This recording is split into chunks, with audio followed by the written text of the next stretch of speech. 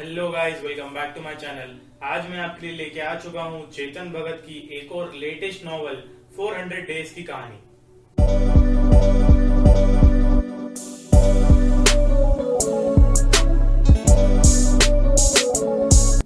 कहानी की शुरुआत होती है केशव के साथ। केशव के मम्मी पापा रिटायरमेंट के बाद राजस्थान छोड़ के अब उसके साथ गुरुग्राम में रहने लगे और सौरभ भी उन्हीं के साथ रहता है।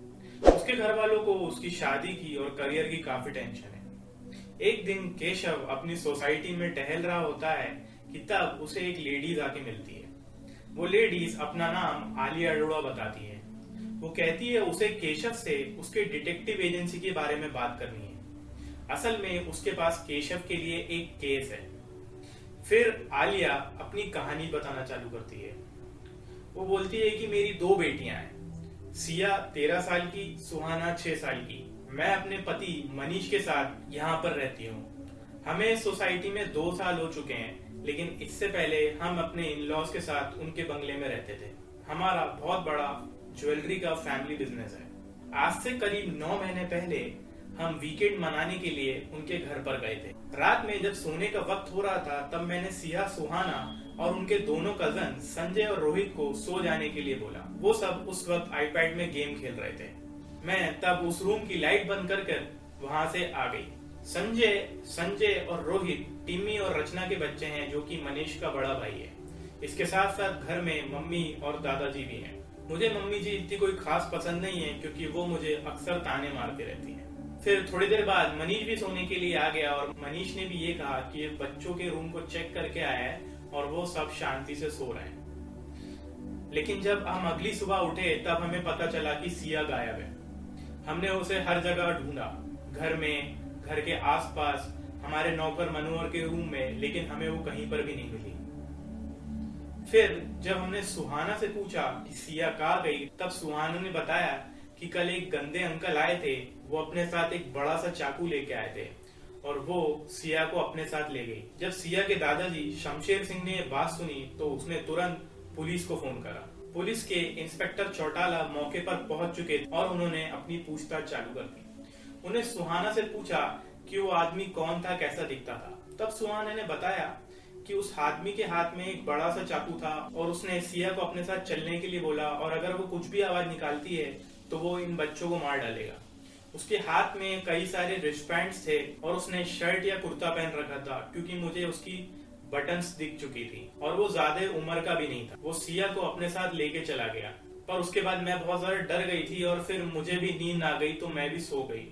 पुलिस इंस्पेक्टर फिर यहाँ पे अपने थाने फोन करके बोलता है कि किडनैपिंग का केस दर्ज करो और साथ साथ दिल्ली के आसपास का जितना इलाका होता है वहाँ हर जगह सिया अरोड़ा की फोटो भिजवा देता है ताकि उसे ढूंढने में आसानी हो। पुलिस सिया के होम ट्यूटर धर्मेश से भी पूछताछ करती है, क्योंकि वो रिस्टबैंड पहना करता था। वो सिया और सोसाइटी के काफी सारे बच्चों को मैथ्स पढ़ाया करता था। पुलिस उसके फोन का डेटा जब्त कर लेती है। इसी बीच आलिया को एक दिन कॉल आता है एक अननोन नंबर से, जिसमें लिखा रहता है कि 5 लाख रुपए सुल्तानपुर नेशनल पार्क में रख जाओ और सिया को ले जाओ। सारे घर वाले किडनैपर के कहे अनुसार वो 5 लाख रुपए का इंतजाम भी करते हैं और साथ साथ पुलिस को भी इन्फॉर्म करते हैं। वो उसके कहे अनुसार सुल्तानपुर नेशनल पार्क में जाके वो बैग को ड्रॉप करते हैं। उन्हें सिया तो नहीं मिलती, लेकिन पुलिस उस इंसान को पकड़ लेती है जो वो बैग लेके जा रहा था।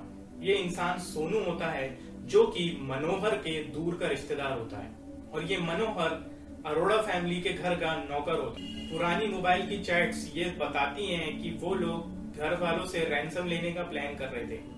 पुलिस उन्हें बहुत तोड़ती है, लेकिन वो इस बात पे अड़े रहते हैं कि उन्हें जल्दी पैसे कमाने थे और उन्हें कुछ नहीं पता कि सिया कहाँ है। इसी बीच आलिया की सास, जो कि बहुत ज्यादा वास्तुशास्त्र पे भरोसा करती है, वो अपने घर के पुराने पंडित शास्त्री जी को बुला के हवन करवाती है।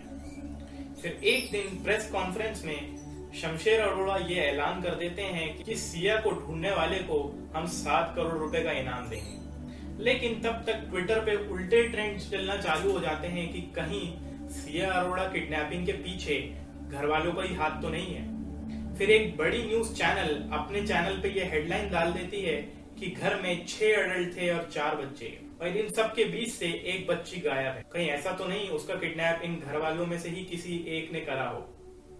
इन सब चीजों से फैमिली की बहुत बदनामी होती है, लेकिन फिर पुलिस भी घर वालों से अच्छी तरीके से पूछताछ करती है कि कौन कहां पर था।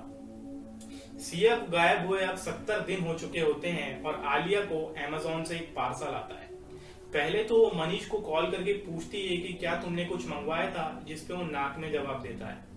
लेकिन जब आलिया वो पार्सल खोल के देखती है तो उसकी दुनिया हिली रह जाती है। वो फिर तुरंत मनीष और पुलिस को फोन करके बुलाती है। वो पार्सल के अंदर सिया के वही कपड़े होते हैं जो कि उसने किडनैपिंग वाली रात को पहने हुए थे। साथ साथ एक बाल का टुकड़ा और राख होती है। पुलिस जब कपड़े की जांच करती है तो उसपे कुछ ब्राउन निशान होते हैं। पुलिस बोलती है कि ये खून भी हो सकता है, हमें इसका डीएनए सैंपल करना पड़ेगा। इसके बाद जब इस राख से वैसी बदबू आ रही है जैसे किसी को जलाने के बाद उसकी राख से आती है, और हो सकता है किडनैपर ने ये सब इसलिए भेजा हो ताकि तुम उसे अब ढूंढना बंद कर दो क्योंकि वो मर चुकी है। आलिया ये सुन के बहुत ज्यादा शॉक होती है और डिप्रेशन में चली जाती है। सिया को गायब हुए अब 83 दिन हो चुके होते हैं और पुलिस एक प्रेस कॉन्फ्रेंस करती है जिसमें बोलती है कि उसके कपड़े पे जो ब्राउन मार्क थे वो ब्लडी था और ये डीएनए सैंपल उसके बाल से भी मैच हो रहा है। साथ साथ जो हमें एक राख मिली थी वो भी सिया के डीएनए से मैच होती है। तो हम यहाँ पे ये मान सकते हैं कि सिया अरोड़ा मर चुकी है और फिलहाल के लिए इस केस को हम कोल्ड केस बना रहे हैं। कोल्ड केस का मतलब ये होता है जब तक उस केस में और कोई नई लीड्स नहीं मिलती तब तक के लिए वो केस बंद हो जाता है। आलिया की पूरी कहानी सुनने के बाद केशव केस के लिए हाँ बोल देता है और सबसे पहले इंस्पेक्टर चौटाला के पास जाता है और उनकी करी हुई जांच को एक बार दोबारा से देखता है।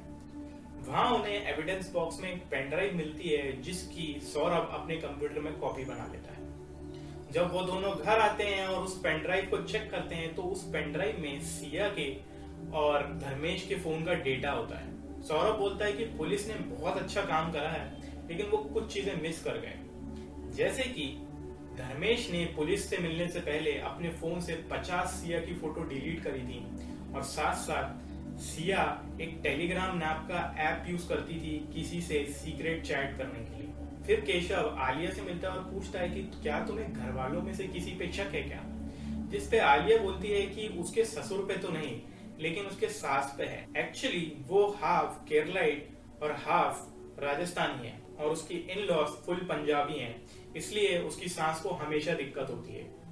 फिर आलिया बताना चालू करती है कि वो मनीष से आज से 13 साल पहले मिली थी एक फैशन शो के दौरान। वो दोनों एक दूसरे को वहीं से पसंद करने लगे थे और शादी करना चाहते थे, लेकिन मनीष की माँ ऐसा नहीं होने देना चाहती थी। ऐसे में मनीष ने शास्त्री जी को पकड़ा और उन्हें बहुत सारे पैसे देने का वादा करा, ये कहते हुए कि आप हमारी ऐसी कुंडली बना दो कि माँ तुरंत एक्सेप्ट कर ले। लेकिन शास्त्री जी अपने उसूलों पर टिके रहे और उन्होंने साफ मना कर दिया। लेकिन इन सब के बावजूद मनीष और आलिया ने जबरदस्ती शादी कर ली और उसके बाद सिया आई और सिया के आने के बाद भी मनीष की माँ खुश नहीं थी और उससे जलती रहती थी। और आज से करीब 9 साल पहले जब मेरे ससुर का बिजनेस अच्छा नहीं चल रहा था तब भी मनीष की माँ ने यही बोला कि हमारे बिजनेस को किसी की बुरी नजर लगी है और ये जरूर इस आलिया की ही होगी। फिर मेरी सास ने दोबारा पंडित शास्त्री जी को बुलाया और घर में हवन कराया। ये देख के मैं वो घर से हमेशा हमेशा के लिए अलग हो गई। सौरभ फिर टेलीग्राम चैट्स रिकवर कर लेता है जिसमें उसे पता चलता है कि सिया किसी रॉय नाम के बंदे से चैट कर रही थी और ये रॉय एक पीडोफाइल होता है। सौरभ फिर केशव से बोलता है कि ये रॉय जो बंदा होगा ये सिया को इंस्टाग्राम पे जरूर फॉलो करता होगा, लेकिन हमने सिया के सारे फॉलोअर्स क्रॉस चेक करे हैं जो कि या तो उसके दोस्त हैं या तो क्लासमेट्स। केवल 15 ऐसे अकाउंट हैं जो कि फेक अकाउंट हैं, लेकिन सिया का अकाउंट प्राइवेट था। सौरभ फिर एक डेजी नाम की लड़की की फेक आईडी बनाता है और इन 15 फेक आईडीज को रिक्वेस्ट भेजता है। उसमें से एक फेक आईडी सेव एनिमल 100 का उसको डीएम आता है और बातों ही बातों में उसे पता चलता है कि उसी आदमी का नाम रॉय है। उधर केशव सुहाना से और ज्यादा जानकारी लेने के लिए उससे दोस्ती बढ़ाना चालू करता है और उससे मिलने उसकी नानी के घर कोची चला जाता है। सुहाना उसे बताती है कि उस रात जो गंदे अंकल आए थे उन्होंने हाथ में रिस्टबैंड्स पहने हुए थे जो कुछ टाइट थे और कुछ लूज थे। और उन रिस्टबैंड्स के पीछे एक टैटू बना हुआ था। और यही नहीं, उन्होंने बालों में खूब सारा तेल लगाया हुआ था और उनके पास से ऐसी स्मेल आ रही थी जैसे किचन में से आती है। साथ साथ सुहाना ये भी बताती है कि उस आदमी की आवाज जानी पहचानी थी। और इधर सौरभ डेजी बन के रॉय से चैट करता रहता है। सौरभ को यहाँ पे शॉकिंग बात एक और ये पता चलती है कि जो धर्मेश होता है वो इस रॉय से इंस्टाग्राम पे कनेक्टेड होता है। एक दिन रॉय डेजी से मिलने का प्लान बनाता है और बोलता है कि तुम मुझसे मिलने एम्बियंस मॉल गुड़गांव आ जाओ। केशव और सौरभ ये बात जाके पुलिस इंस्पेक्टर को बताते हैं और बोलते हैं कि उन्हें केस में लीड मिली है, इस केस को रीओपन करा जाए। पुलिस उनके कहे अनुसार एम्बियंस मॉल्स में अपनी फोर्स लेके पहुंच जाता है। लेकिन यहाँ पे रॉय ये शर्त रख देता है कि तुम्हें उस रेस्टोरेंट में रेड ड्रेस पहन के ही बैठना पड़ेगा, तभी मैं वहां आऊंगा। तब केशव आलिया की मदद से सिया की दोस्त पार्वती को राजी करके उसे रेड ड्रेस पहना के उसी रेस्टोरेंट में बिठा देता है और इंतजार करता है। लेकिन तभी डेजी के आईडी पे रॉय का मैसेज आता है जिसमें वो लिखता है कमीनी कहीं की। और एकदम से रॉय के सारे चैट्स डिलीट हो जाते हैं और रॉय का पूरा अकाउंट ही डिलीट हो जाता है और वो वहां से गायब हो जाता है। केशव और सौरभ को यहाँ पे पता चल जाता है कि कुछ ना कुछ गड़बड़ हुई है जिस कारण से ये रॉय हाथ से निकल गया। पुलिस फिर धर्मेश को पकड़ने की कोशिश करती है तो पता चलता है कि धर्मेश का फोन भी नहीं लग रहा और धर्मेश भी अपने घर से गायब है। पुलिस फिर मीडिया में हर जगह बता देती है कि सिया अरोड़ा किडनैपिंग के पीछे रॉय और धर्मेश नाम के दो पीडोफाइल्स का हाथ है और पुलिस उन्हें ढूंढ रही है। एक दिन केशव को एक अननोन इंटरनेशनल नंबर से कॉल आता है। पहले तो केशव वो फोन नहीं उठाता है, लेकिन जब वो तंग आके वो फोन पिक करता है तो दूसरी तरफ धर्मेश होता है। धर्मेश बोलता है कि मीडिया जो भी चीजें दिखा रही है वो सच नहीं है। केशव उससे पूछता है कि तुम भाग क्यों रहे हो और तुम रॉय को कैसे जानते हो। तब धर्मेश उसे बोलता है कि रॉय उसका बॉस है। धर्मेश रॉय को बच्चों के फोटो और वीडियोस पहुंचाया करता था जिसके बदले उसे पैसे मिला करते थे। एक दिन उसने पार्वती की रेड ड्रेस वाली फोटो रॉय को पहुंचाई, तभी उसका मुझे तुरंत कॉल आया और उसने मुझे टिकट्स भी भिजवाई। उसने बोला कि यहाँ से गायब हो जाओ और मैं जब तक ना खाऊं यहाँ पे लौटना मत। यहाँ पे केशव को समझ में आ जाता है कि उस दिन रॉय कैसे बच पाया था। जब पार्वती ने उस रेड ड्रेस में अपनी फोटो इंस्टाग्राम पे अपलोड करी थी, धर्मेश ने वो फोटो लेके रॉय को सेंड कर दी थी और रॉय को समझ में आ गया था कि उसे फंसाया जा रहा था। धर्मेश ये भी बताता है कि जो रॉय है वो 50 साल का आदमी है और उसके काफी ऊपर तक कनेक्शन है और रॉय उसका असली नाम भी नहीं है। धर्मेश ये भी बोलता है कि रॉय भी ये कहता है कि उसने सिया को किडनैप नहीं करा। इन सब चीजों से तंग आकर सिया के घर वाले सिया के बर्थडे पे एक प्रोग्राम करने की सोचते हैं जिसमें वो गरीब बच्चों और एनजीओ वालों को बुला के डोनेशन करेंगे और साथ साथ पंडित शास्त्री जी से हवन भी करवाएंगे। सिया को गायब हुए अब 395 दिन हो चुके रहते हैं और आज ही के दिन सिया का बर्थडे भी होता है। सौरभ और केशव वहां पर पहुंचते तो वहां पे काफी सारे एनजीओ और गरीब बच्चे होते हैं। पंडित शास्त्री जी उन्हें प्रसाद बांट रहे होते हैं।